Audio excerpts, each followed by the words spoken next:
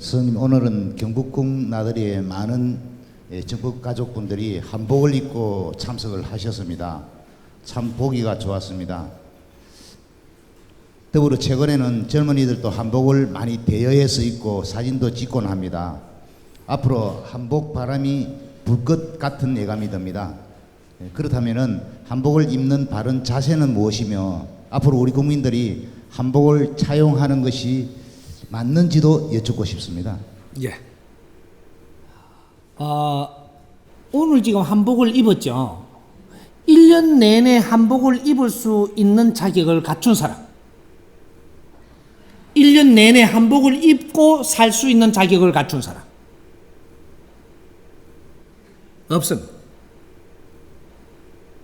이 한복이라는 것은 말이죠, 이 대한민국이 입는 이 한복이 이 격의 차이는 있습니다.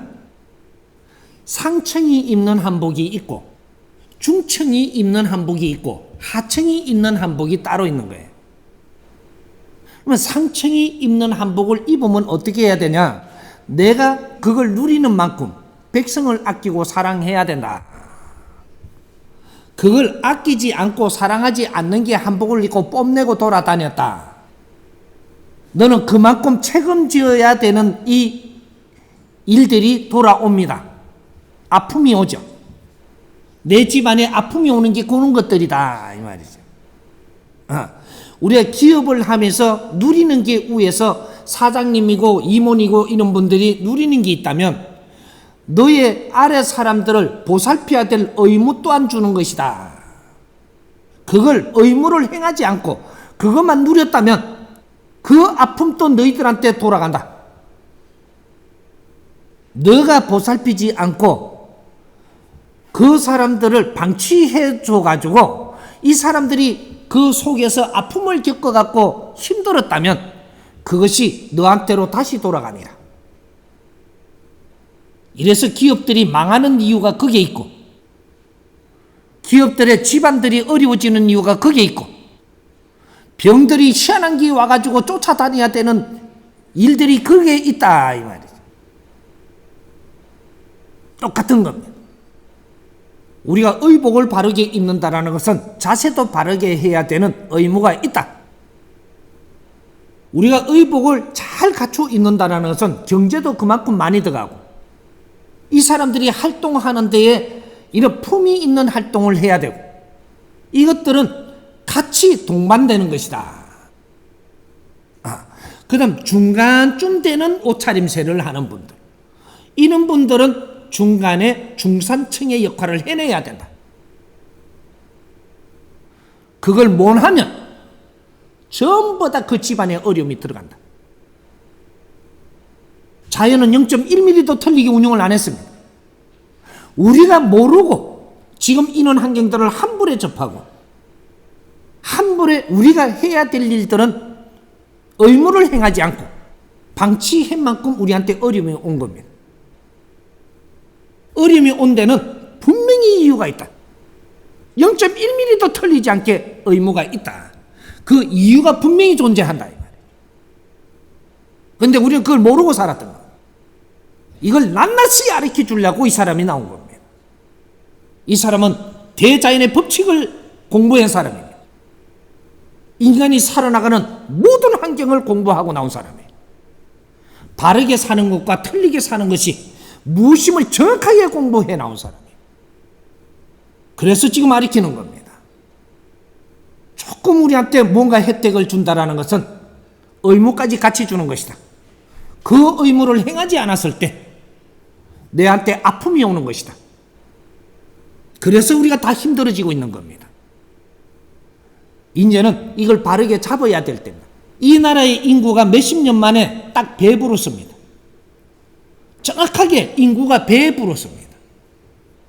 배부르는데 병우는 몇 배가 부르느냐? 몇 배쯤 부른 것 같아요. 병원이 몇십 배가 불었습니다. 인구는 딱 배불었어요. 병우는 몇십 배가 불었습니다. 인구는 딱 배부르는데 이 살기 고통이 어려움을 지금 헤매는 사람 몇십 배가 불어가 있습니다.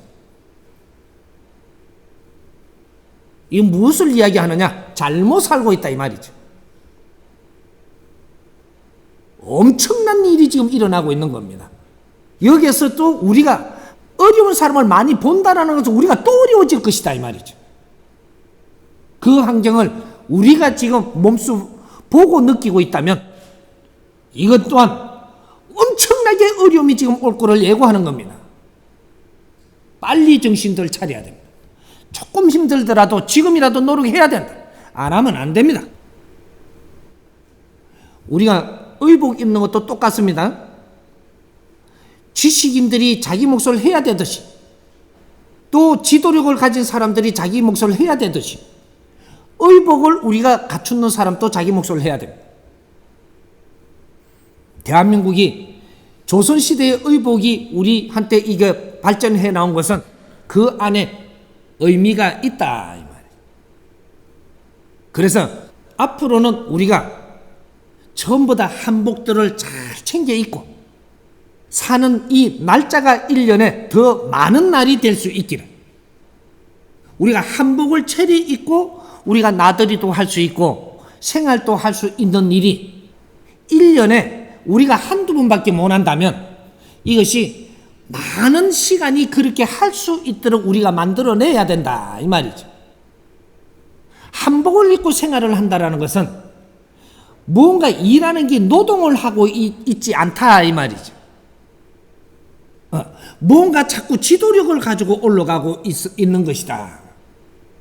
일을 하더라도 한복 입고 할 수 있는 거라면 품위가 있는 일을 하고 이는 생각의 질량이 다른 일을 하고 있는 사람들이다.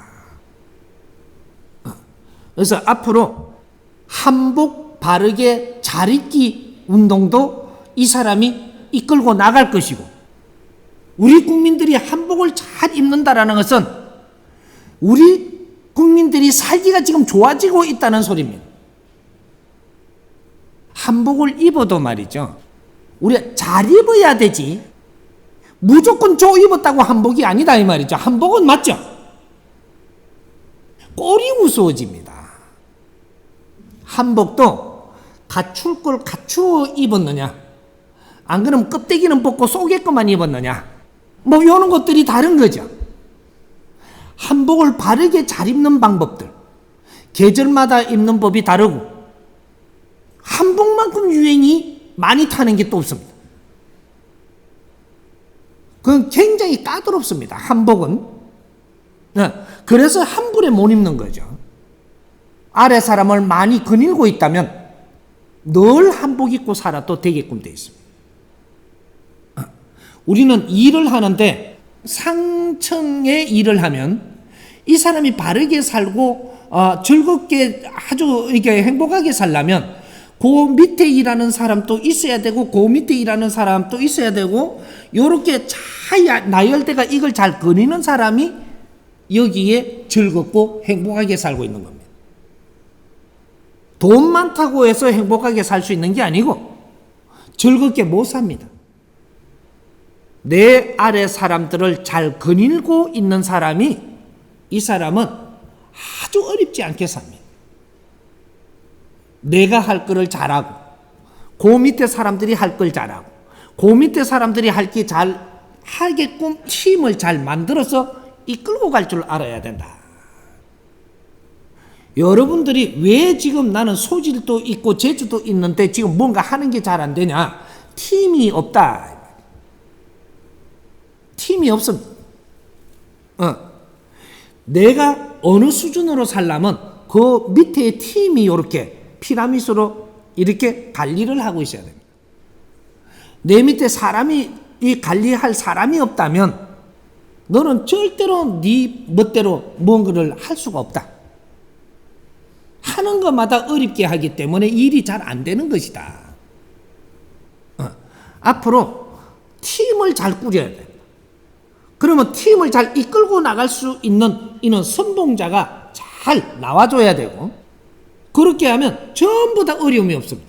밑에도 어려움이 없고 위에도 어려움이 없고 중간에도 어려움이 없어요. 손발이 안 맞으면 전부 다 하는 일이 잘 안 되게 돼 있고 이것이 어려움을 겪는 겁니다. 이런 것들 이제 전부 다 잡아 나갈 것이고, 그다음 우리 민족이 우리 옷을 이제 잘 알고 잘 다스리고 이것이 국제사회에 아주 멋있게 우리가 보일 때, 이럴 때 대한민국은 이제 그때서 발복하고 빛이 나는 겁니다. 한복을 잘 입는다니까. 그러면 우리 남자들도 한복을 잘 입으면 됩니까? 남자들은 어지간하면 한복 입지 마십시오.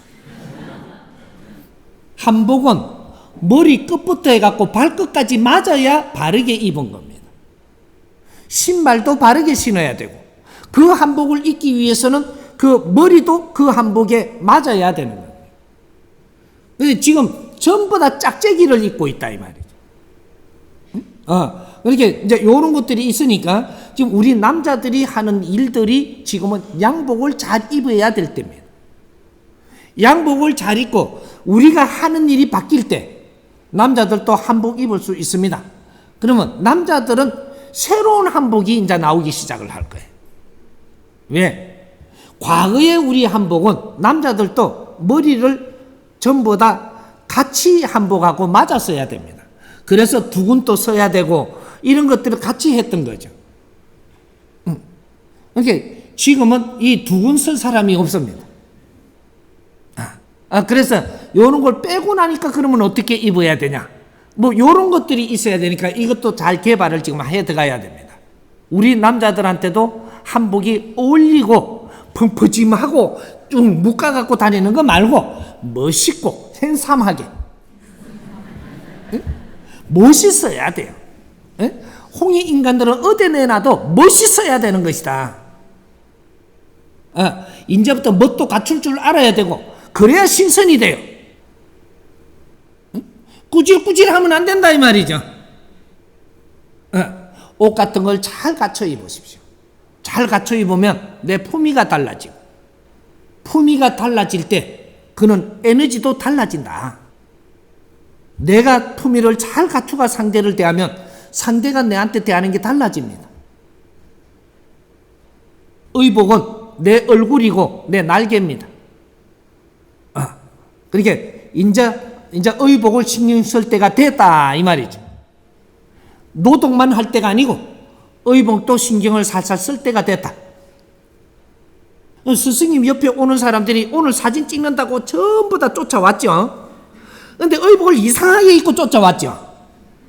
그런 분들이 쫓아오면 이걸 다 끌어안아줘야 되는데 여기에 있는 사람들이 오늘 이 사진을 다 버리고 환경을 버리면 이것 때문에 조금 정리를 하고 했던 겁니다. 미워서가 아니고 우리 정법 가족은 내가 전부 다 사랑합니다. 아끼고 사랑하고 이끌어줄 겁니다. 근데 나는 내 자신을 조금씩 갖추고 노력을 하고 조금씩 우리가 뭔가를 이렇게 다스려 나가야 그래 우리 다 같이 갈 수가 있습니다. 의복도 조금씩 갖추십시오. 그리고 스승님한테 공부하러 올 때는 의복을 좀 갖추고 오십시오. 조금씩 뭔가 단정하게 갖추고 와야지. 뭔가 스승님은 비메이커라고 해서 뭐 입던 옷으로 가면 되지. 안 됩니다. 그래도 스승님 앞에 온다면 그래도 예의는 조금은 갖춰야 됩니다. 인자부터 슬슬 비메이커가 아니거든요.